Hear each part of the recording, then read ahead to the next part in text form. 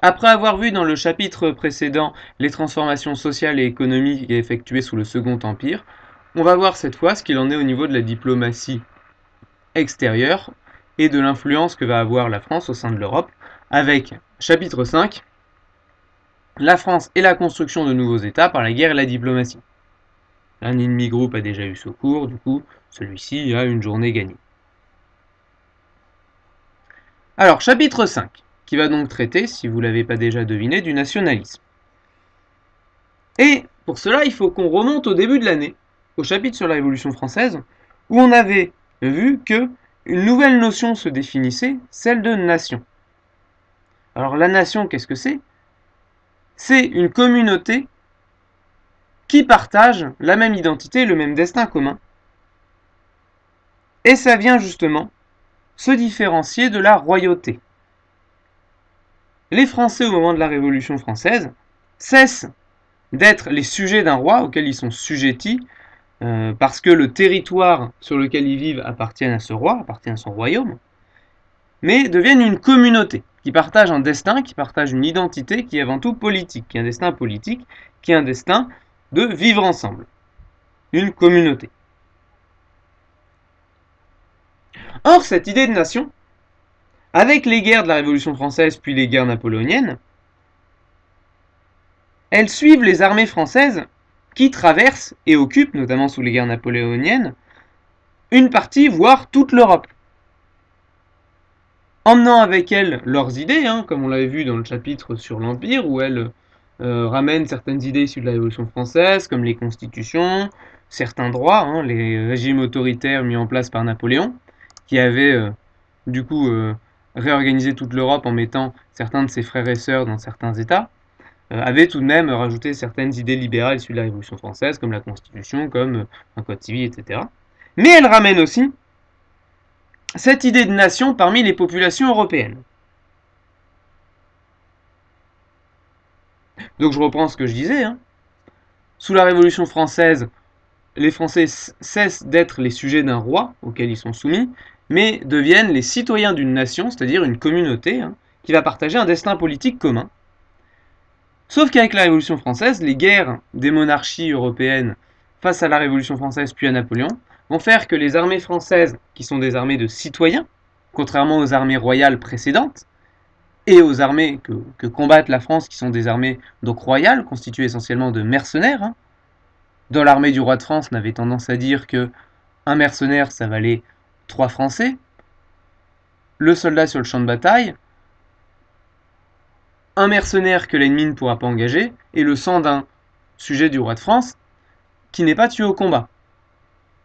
Et cette perspective, elle est prolongée par les autres monarchies que la France affronte. Donc la France affronte des armées de mercenaires, mais l'armée française, les armées de la Révolution puis de Napoléon, c'est des citoyens. Et donc, ils ramènent dans leur bagage avec eux tout un tas d'idées issues de la Révolution française, notamment l'idée de nation. Voilà, c'est ce que je venais de vous expliquer.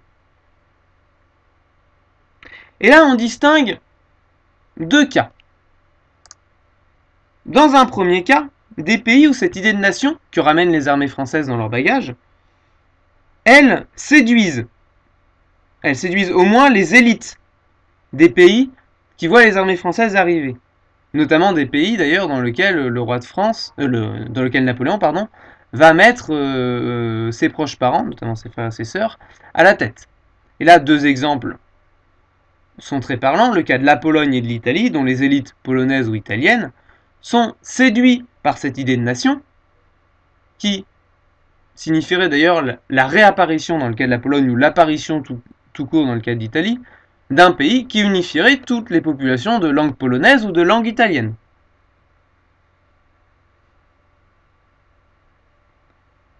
Et dans d'autres cas, au contraire, les populations et les élites locales ne font pas d'alliance avec les Français, mais vont vouer une haine assez importante aux armées françaises dues aux exactions qu'elles provoquent. Je vous ai mis ici un tableau très célèbre de représailles françaises à une insurrection en Espagne. Et ces communautés, ces populations, vont développer là aussi une identité commune mais contre un ennemi commun qui est du coup la France. Et donc les populations du royaume d'Espagne ou les populations germanophones dans les différents royaumes espagnols.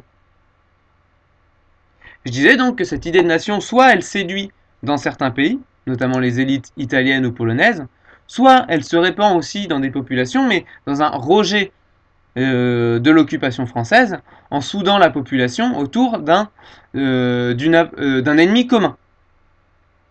Et on remarquera d'ailleurs que là où en France on avait une nation qui est très politique, autour d'une communauté qui partage un destin commun, au-delà des différences culturelles, dans la plupart des cas que je viens de vous citer, que ce soit en Pologne, que ce soit dans les petits États italiens ou dans les royaumes polonais, on n'a pas d'idée de destin politique, mais plus d'une identité culturelle préalable, notamment linguistique. Donc c'est une nation qui est davantage romantique due à une identité commune qu'à une identité politique, comme en France. Mais ça, c'est un détail. Donc ce qu'il faut retenir, c'est que, et ce qu'il faut noter du coup dans votre cahier, en prise de notes, c'est que, avec la Révolution française est créée cette idée de nation, qu'on a vu plus haut, qui est répandue en Europe par les armées françaises au cours des guerres de la Révolution et de l'Empire,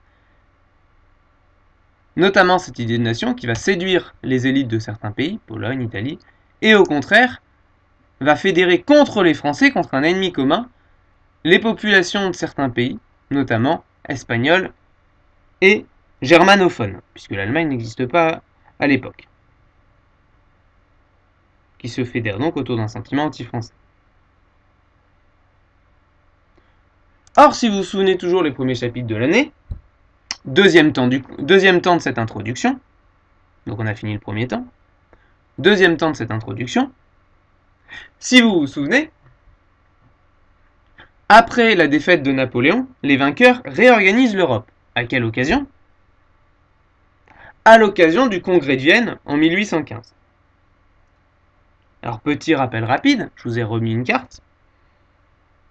Certains États ou régions disparaissent, comme la Pologne, qui n'est plus sur la carte et qui est absorbée entre l'Empire d'Autriche, le Royaume de Prusse et surtout l'Empire russe.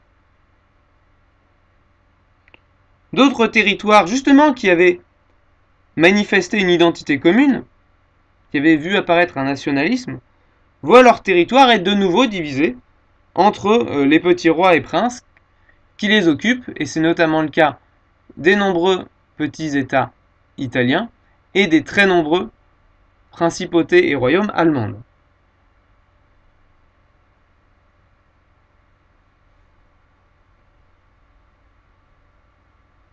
Du coup, ce nationalisme, il est nié par le Congrès de Vienne. Le Congrès de Vienne, il a un autre objectif, c'est de rétablir les monarques dans leur bon droit, en faisant fi des idées apportées par la Révolution française. Alors même s'il y a des choses qui sont gardées, y compris les frontières qui ne sont pas toujours retouchées, ou qui sont retouchées mais entre les vainqueurs, et on ne revient pas aux frontières d'avant. Mais le Congrès de Vienne, il ne va pas servir à satisfaire les revendications des peuples qui se sont battus ou qui ont subi l'occupation française, au contraire, il va servir à rétablir le droit des monarchies vainqueurs. Donc vous voyez notamment deux pays qui sont de nouveau morcelés, et ceux qui vont nous intéresser dans ce chapitre, l'Italie, qui est morcelée en plein de petits duchés, notamment ici, et l'Allemagne, qui est de nouveau morcelée en plein de petits royaumes et principautés. Or, dans les deux cas, je vous remets la carte générale, dans les deux cas, vous pouvez voir que il y a parmi ces monarchies vainqueurs de Napoléon, une qui sert d'arbitre et on va dire de garant de cette nouvelle identité royale. Une qui récupère des territoires, d'ailleurs, au sein de l'Italie comme de l'Allemagne, qui est présent dans les deux ensembles et qui sert d'équilibre, de protecteur à tous ces petits royaumes, à tous ces petits États contre de nouvelles velléités révolutionnaires. Vous voyez peut-être sur la carte, je vous le remets sur les cartes zoomées, on en voit un là, qui déborde, qui intègre des territoires, c'est l'Empire d'Autriche. L'Empire d'Autriche sert de pilier pour le nouvel équilibre des monarchies européennes restaurées dans leur bon droit. L'Empire d'Autriche qui lui n'est absolument pas un État national. C'est, comme on le disait, un empire constitué des États patrimoniaux Habsbourg, c'est-à-dire des États qui appartiennent au patrimoine de la famille impériale, les Habsbourg. Donc c'est absolument pas un État national. C'est un État, c'est un empire dont les États font partie du patrimoine impérial. Donc qui nie le principe de nationalité. Même si chacune peut avoir des parlements, peuvent avoir des droits spécifiques au sein de l'Empire, ce n'est pas un État qui cherche à regrouper une nation, qu'elle soit culturelle comme le revendiquent les Allemands ou les Italiens, ou politique comme en France. Et donc, comme on l'avait vu dans le premier chapitre, c'est cette carte, comme on l'a vu dans le premier chapitre, se crée une alliance entre les plus grandes monarchies pour maintenir cet ordre européen, une série d'alliances, notamment autour de l'Autriche, qui en est le pilier, afin de contrer toutes les sociétés secrètes ou velléités révolutionnaires qui voudraient remettre en cause ou limiter le pouvoir de leur monarque et unifier ou faire réapparaître, dans le cas de la Pologne, leur pays. Donc restauration d'un ordre monarchique avec en plus une alliance entre les principales monarchies, dont l'Autriche est le pilier, qui nie toute revendication nationale et aussi toute revendication libérale, de plus de droits pour les populations, de limitation des pouvoirs des souverains avec une constitution, etc. Même si bien sûr il y a quelques éléments qui restent de la Révolution française. Fin du second temps de cette introduction. Donc troisième et dernier temps de cette introduction. Cette situation que je viens vous présenter, où les monarchies autoritaires sont rétablies, comme avant la Révolution française, sur les populations qui, la plupart du temps, rappelez-vous, avaient aidé les monarchies en se révoltant contre les Français. Cette situation, elle crée des tensions. Des tensions qui éclatent à l'occasion de la Révolution de 1848 en France. Puisque si vous vous en souvenez, on en avait un peu parlé sans trop approfondir, cette révolution, elle ne fait pas que chuter la monarchie en France. Sa nouvelle se répercute dans toute l'Europe et des insurrections ont lieu dans toute l'Europe, à commencer justement par Vienne, le siège impérial de l'Empire d'Autriche, donc le pilier du pouvoir en Europe. Des insurrections ont lieu à Vienne puis se répandent dans tous les États de l'Empire autrichien, puis dans toute l'Allemagne, dans toute l'Italie, pour demander des droits constitutionnels afin de limiter les pouvoirs du souverain, plus de droits pour les populations, donc notamment des insurrections pour demander des constitutions qui limiteraient les pouvoirs du souverain, mais aussi des révolutions nationalistes qui demandent la création d'un État qui unifierait le peuple qui a commencé à développer une identité commune au moment de la période révolutionnaire française, et c'est donc la naissance du nationalisme. Je résume ce que je viens de dire. La révolution de 1848 a des échos dans toute l'Europe lorsque la nouvelle de la chute du roi à Paris est connue, à Vienne, puis dans le reste de l'Empire autrichien, puis dans le reste de l'Europe, et des insurrections ont lieu partout pour réclamer qu'on encadre les pouvoirs du souverain avec une constitution, mais aussi pour réclamer la création d'un État qui unifierait les peuples qui ont demandé une identité commune. Et on parle donc, en 1848, du printemps des peuples, notamment dans deux régions, donc le printemps des peuples, terme important du cours, notamment dans deux régions, celles qui nous intéressent pour ce chapitre, deux régions que sont l'Italie, avec ici une peinture de l'insurrection à Milan, très grosse insurrection de Milan, la deuxième plus grande de l'histoire après la révolution de 1830 à Paris, et en Allemagne, avec ici une peinture qui me semble doit être de l'insurrection à Berlin en Prusse. Il faudrait que je vérifie. Et c'est donc une grande révolution libérale, pour plus de liberté, et nationale qui éclate dans toute l'Europe. Développement du nationalisme, qui à l'époque n'est pas forcément le nationalisme de droite qu'on connaît aujourd'hui. C'est un nationalisme qui se veut pour plus de liberté face aux monarchies, parfois issu des milieux très révolutionnaires de gauche, puisque ce nationalisme est parfois vu comme un préalable à l'union de tous les peuples d'Europe et du monde entier, qui doivent d'abord s'unir dans une nation pour se dégager de la tutelle de leur roi, puis ensuite s'unir entre eux, même si ça va vite être récupéré par d'autres courants plus conservateurs. Donc la naissance du nationalisme. Mais toutes ces révolutions, elles font long feu et finissent en 1849 par être toutes réprimées tour à tour par l'armée autrichienne qui s'est regroupée en dehors de Vienne et qui reprend Vienne, puis le reste des États autrichiens, descend en Italie, rétablit l'ordre dans certains États d'Allemagne, où les royaumes allemands, notamment la Prusse, rétablissent l'ordre. Donc en 1849, toutes ces révolutions, à part en France où elle a réussi, elles sont écrasées militairement. Donc le printemps des peuples est un échec de ses aspirations libérales, mais surtout et nationales, dans toute l'Europe, et il y a un écrasement militaire, notamment par l'armée autrichienne, puis imité par certains États comme en Allemagne, qui rétablit l'ordre et rétablit la situation ancienne, rétablit la situation du Congrès de Vienne, à l'issue de cette révolution de 1848.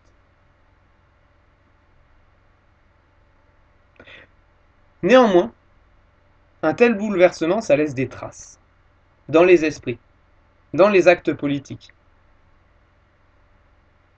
Et certaines monarchies de ces régions, ici on va s'intéresser à l'Italie et l'Allemagne, commencent à comprendre que l'unification nationale risque de se faire avec ou contre elle. Donc ce courant montant, réclamant une unification nationale, c'est quelque chose qui n'est pas forcément judicieux à combattre, mais plutôt une opportunité. Et tant qu'à faire, autant que ça se fasse à leur profit.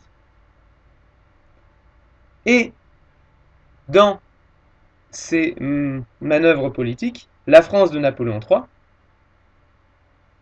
qui a renversé la Seconde République, je vous le rappelle, à l'issue de la Seconde République qui avait été mise en place pendant la Révolution de 1848 et remplacée par le Second Empire de Napoléon III, joue un rôle important dans l'unification italienne, puis allemande, qu'on va donc voir dans ce chapitre. Donc vous pouvez mettre la problématique. Par quels moyens se construit l'unification de nouveaux États européens dans la deuxième moitié du XIXe siècle? Et on va commencer en grand 1 par l'aboutissement du Risorgimento, c'est-à-dire la prise de conscience nationale et le phénomène d'unification nationale. C'est tout un processus qu'on pourrait désigner par tout le mouvement d'indépendance et d'unification nationale italienne. Donc grand 1, l'aboutissement du Risorgimento.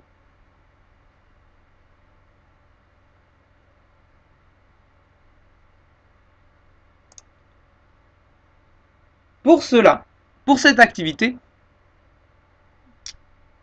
vous aurez en description de cette vidéo, et dans le lien que je vous ai envoyé, qui comporte lui-même le lien de la vidéo, cette très lourde activité. Il y a quelques fautes à l'écran, mais normalement elles ont été modifiées dans le document que je vous envoie. Et pour une fois, on va faire quelque chose d'un peu différent. Je ne vais pas vous demander de faire une question problématisée, on va essayer de faire un peu plus original. Puisque vous allez faire le récit de l'unification italienne. Donc il ne s'agit pas ici de faire une argumentation très structurée, non. Il s'agit de raconter. Raconter. Faire le récit de l'unification italienne. À partir de ces documents, dans lesquels vous allez trouver toutes les informations qui sont relativement dans l'ordre, même si pour des questions de mise en page, j'ai remanié l'emplacement de quelques-uns. Alors, l'un des groupes a déjà reçu cet exercice, et du coup doit me le rendre par mail, vu que ça a été donné avant le confinement. D'ici les vacances, je vous laisserai peut-être quelques jours de plus, pendant les vacances. L'autre groupe, lui, aura du coup ce travail à faire, d'ici la reprise.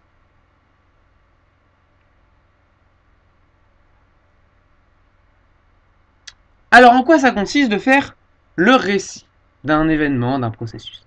Le récit, vous avez peut-être déjà vu ça en français. C'est là aussi un élément structuré. Donc, travail de groupe, vous n'allez pas le faire parce que vous êtes à distance. Récit, qu'est-ce que c'est? Le récit, c'est structuré en 3 phases. Une situation initiale, par laquelle on commence. À la fin, on a une situation finale. Et entre ces deux éléments, on a des péripéties. Autrement dit, il va falloir narrer dans une première partie une situation de départ. Quel est l'état de l'Italie au début de votre récit? Il va falloir conclure lors de votre dernière partie sur une situation finale. Où en arrive-t-on? Quelle est la situation finale de l'Italie? Et entre les deux, décrire plusieurs étapes qui sont les étapes qui ont permis de passer de cette situation initiale à cette situation finale. Néanmoins, ces étapes, il ne faut pas les décrire n'importe comment. Parce que si vous vous souvenez de la méthode du récit, normalement qui est maîtrisée depuis le collège, chaque événement nécessite une certaine structure, à savoir qui, quels sont les acteurs, qu'est-ce qu'ils font. Et bien sûr, comme on est en histoire, on est précis, on dit où et quand. Donc je vais demander au groupe qui n'a pas encore reçu cette activité de préparer pour la reprise en présentiel un récit de l'unification italienne, et je vous donnerai la correction à ce moment-là, où je vais vous demander donc de décrire la situation initiale de l'Italie au début de votre récit, en précisant la date, si vous doutez que c'est au début du chapitre. Certains documents vous aideront. De décrire à la fin la situation finale, où est-ce qu'on arrive, et entre-temps les différentes étapes qui fait qu'on en arrive là, en précisant à chaque étape qui, quels sont les acteurs, qu'est-ce qu'ils font, et ils font ça où et quand. Donc c'est quelque chose d'un peu long, qui peut vous prendre quelques heures, mais en même temps vous avez un mois, minimum pour me le rendre. À partir des informations trouvées dans ces documents qui montrent les différentes étapes, voire des situations initiales, et différents personnages qui sont potentiellement les acteurs dont vous avez besoin. J'attends, disons, 2 à 3 pages. Je vous noterai pas sur la quantité, je vous note sur le fait que ce soit complet et surtout que ce soit clair. Que vous arrivez à bien identifier chaque étape et à bien les comprendre, à bien les exprimer. Vous avez le droit de vous aider de sources extérieures. Je vous ne demande pas forcément de me citer les documents ici. C'est vos sources d'information.